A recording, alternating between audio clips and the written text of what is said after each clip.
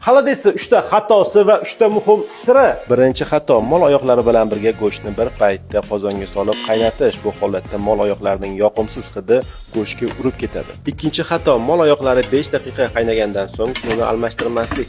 Va 2 marta almashtiraman, ana o'shanda mol oyoqning yoqimsiz hidi mutlaqo yo'qoladi. Va mol oyoqlari 3 soat qaynagandan keyin mol go'shtini kachalka joylaridan qozonga tashlang. Uchinchi xato: xolodesni baland olovda qaynatish. Agar xolodesni baland olovda qaynatsangiz, bulyoni xira va yoqimsiz rangda tus oladi. Shuning uchun xolodesni past olovda uzoq muddat qaynatish kerak. Birinchi sir: agar xolodes tilla rangda chiqishini xohlasangiz, piyoz va qizil sabzini yog'siz quruq skоворodkada ozgina kuydirib olib, bulyonga qo'shib yuborsak, ana o'shanda xolodes rangi oltin rangga chiqadi. Ikkinchi sir: xolodes shunaqa yog' qoplamasdan chiqishi uchun oddiy salfetkalar bilan bulyondagi yog'larni shimdirib olib, suzib olamiz. Men 3 marta takrorlaganimda yog' tugadi. Uchinchi sir: xolodes shunaqa prozrachniy chiroyli chiqishi uchun tuxumni oqini ozgina suv bilan aralashtirib olib, sovigan bulyonga qo'shib, past olovda bir marta qaynab ishib chiqishi bilan o'chirib, marli va mayda sitidan o'tkazsangiz, sizda prozrachniy bulyon paydo bo'ladi. Bu fransuzcha oqsilli filtr. Umuman hidsiz, yog'siz prozrachniy tillarang xolodesimiz